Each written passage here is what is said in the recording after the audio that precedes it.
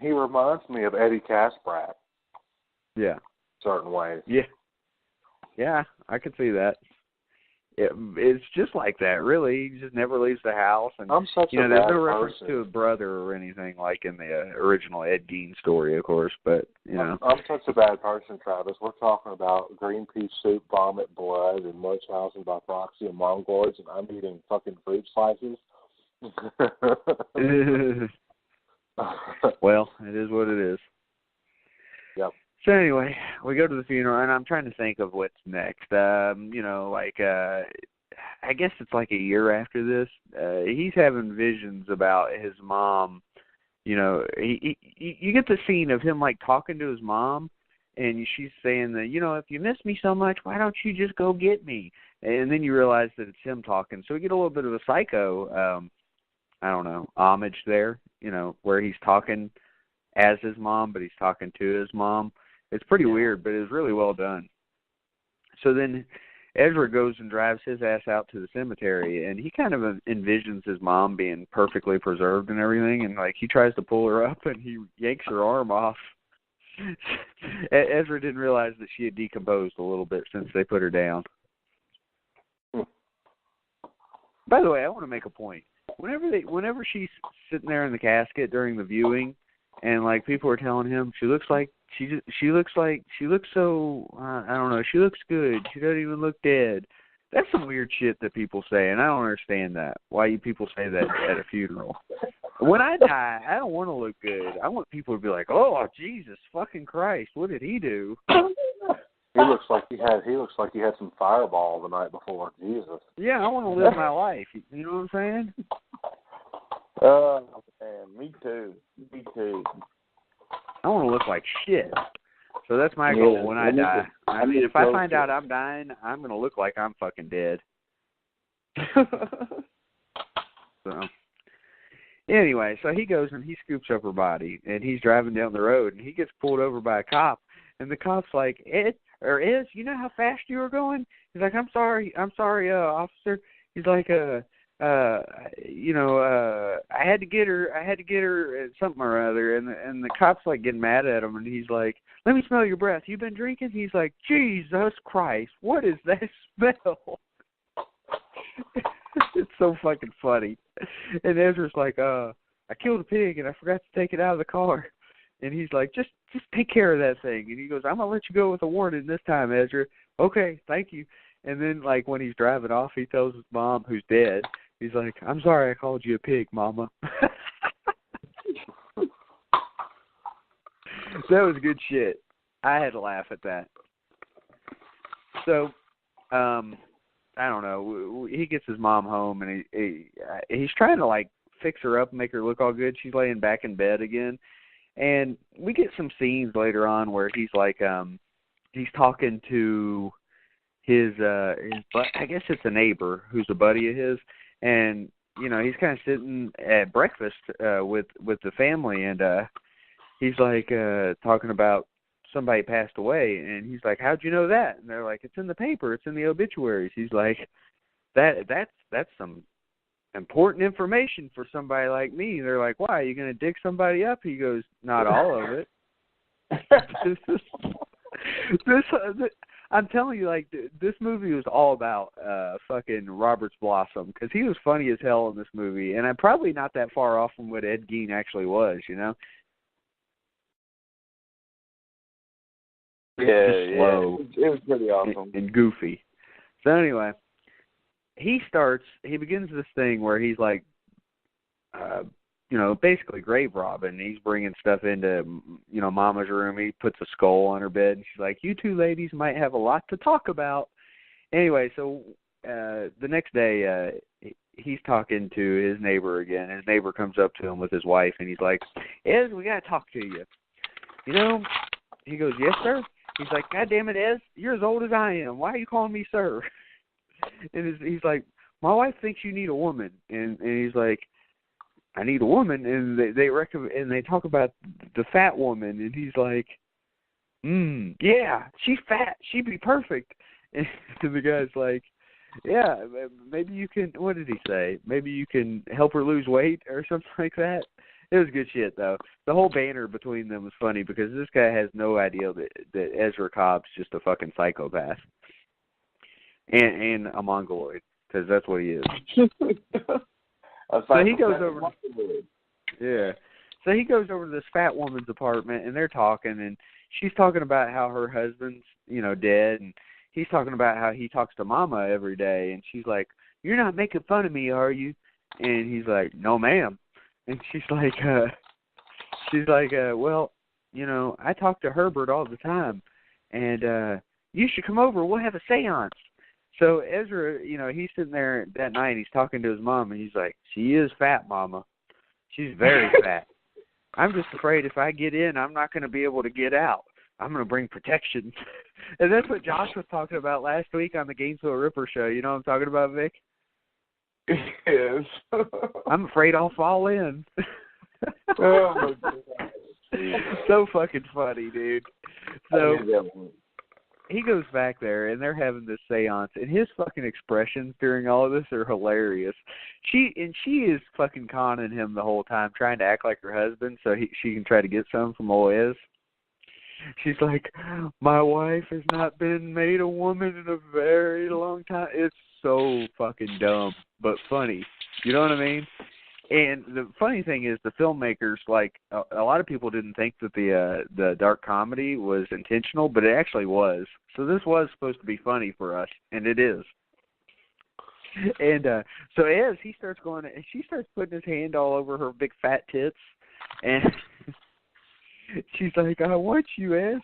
And he was afraid he was going to fall in, so he pulls a gun out and puts a pillow over her face and shoots her twice. And he puts that pig down, doesn't he? Wow. That's what he did. That's what he did. He's the one that called her fat. I didn't call her fat. I was just repeating what he said. But those scenes are funny as hell. And, like, there's no follow-up to it. She's just gone now. She's just gone. And now Ez is starting to go to this bar where you got the bartender. It's funny how they talk about her, or rather the narrator talks about her. She's a little bit past her prime, but, every man. And so Ez is sitting there, and she's like, "Can I get you something to drink, honey?" And he's like, "Oh, I'll just have a glass of milk." She's like, "Honey, this ain't no nursery. We serve hard liquor here." And so she gives him a whiskey sour. You fellas like a whiskey sour? I can't recall that I've ever had one. I've had one. It's been a while. I think I liked it. It's got cherry in it. So anyway, she cons Ez into getting 5 drinks. But what's great is Ez sitting there talking to the old man at the bar. The guy's like, "Look at that ass. I would fuck the shit out of her, except for the fact that I have a limp noodle." And he's like, "And look at those tits. Both of them." So fucking good. This whole scene in the bar is great. And then Ez, 5 drinks later, he's fucking tore up from floor up. And, like, she's trying to get him out of the bar.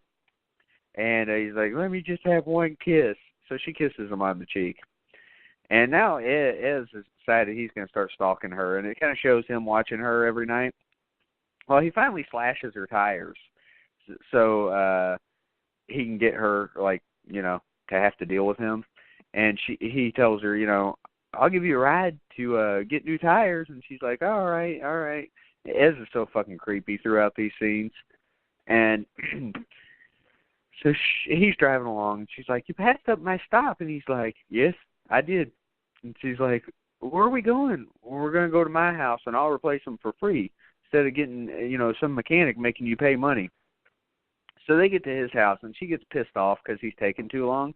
And she comes in the house, and she starts seeing all the crazy shit, which, again, Vic, reminds me of Texas Chainsaw Massacre, because what do you have? You've got all the fucking, dead people art. Bones everywhere and shit. Yeah. And Ez is wearing a woman's suit, fucking playing the drum. And then he has to knock her out. And Vic, again, just months before Texas Chainsaw, we get a dinner scene, just like Texas Chainsaw. This chick's, like, tied to her chair, and all these corpses are sitting at the table. And Ez, he comes over there, and he starts copping a feel. We get a little bit of areola, a little bit of nipple, but not all of it. She was supposed to be nude in the scene, Vic, but she said no after she realized what it was like. Oh, She wasn't having that shit. She's an asshole. Yeah, I know. She should have showed it off. That's all Yes, she's for in this movie. Yeah. Look at those Dirty tits. dog, man. Look at those tits. Both of them. Who says that? Oh, Anyway, yeah. so Ez starts molesting her, basically, and she hits him in the head with, like, a vase. I think it's a vase made out of a beer bottle. She's an asshole. And then she takes off running. He tracks her down, but not before she starts throwing bodies at him, which is fucking funny, especially when she threw his mom. That shit was great. That fucking, all these scenes are making me laugh so hard just talking about them. Anyway, so Ez picks up this femur that he was playing the drum with, and he just beats her to fucking death. He beat her senseless. It was crazy. Not a lot of gore here or anything, but he just went nuts on her. And so now she's dead. Well, we get another scene here where he's at his neighbor's house, sitting at the table again, and they're talking. And the guy's like, yeah, I heard the bartender or whatever is missing. And he's like, she's not missing. She's at home with me and Mama. And the guy's like, damn it, Ez, you just can't talk that way. But what's funny is Ed Gein said some shit like that to somebody once upon a time, that one of the people he had killed was at home with him, and nobody believed him. It's just like that. Like, this dude incriminates himself all the time, but nobody believes him because he's too stupid. Like, they just don't believe it, you know? And again, Roberts Blossom, creepy as hell as Ezra Cobb. Well, dude's son and his girlfriend walk in. We're talking about Sally Mae now. And you can tell Ezra's got a little thing for Sally Mae right from the start. So they go into the convenience store later on where she's working. Not before, though, again, where she spouts off about, like, not wanting to hunt animals and shit. Some bullshit. And anyway, so they go to the store later, and Ez's friend's showing him the scope on this gun, and he's like, yeah, and he's looking at her, and he's like, yeah, it's real nice. So the guy and his son, they go hunting. Ez stays in the store, and he fucking shoots the chick with the same, like, sniper rifle that he was looking at earlier with the scope. And, you know, you assume she's dead. Ez is driving off with her in the back of his truck, and she actually pops up. She's not quite dead yet, and she gets out of the truck, and he goes chasing after her. We get a cat and mouse scene through this. You know, the whole Run Rabbit thing from fucking House of a Thousand Corpses. Anyway, she gets caught in a fucking bear trap or some sort of a trap, and the dad and the son are actually hunting around that area, but they don't catch it in time because Ezra puts a fucking gun to her face and blows her away. It was crazy. Of course, we don't get any gore there because it's 1974. But what we do get is the next scenes are, she's like hung upside down in Ez's like barn, and he starts fucking. First of all, let me just say, her ass and tits are amazing, both of them. They are, and it actually is her. I've looked that up. It's in the trivia, and Ez is like, he's kind of like gutting her like a deer, and the blood is just like the red crayon blood from Dawn of the Dead, because in the 70s they hadn't perfected the blood yet, and apparently. And it's not in any of the credits for this movie, Tom Savini actually worked on this movie. Yes, I'm not lying. It's true. I don't believe you. It's true. Tom Savini worked on this movie. And actually, Bob Clark, who directed Black Christmas, was offered the directing role but turned it down due to whatever reasons. But it could have been even better if he had done it. So anyway, then the son basically clues the dad in that it was Ezra, and they all fucking converge on the barn. And that's pretty much how it wraps up, with the narrator saying that, you know, the barn was burned down and Ezra was, I guess, brought to justice. And that's pretty much it for this movie. I didn't want to go too in detail about it. It's only an hour and 22-minute movie, or hour and 24 minutes. There's not a whole lot to talk about. I mean, it's basically the story of Ed Gein with a little bit more thrown in, a little bit taken out, that type of thing. Vic, what do you think of the movie? I liked it. but I didn't like it. Mhm. I don't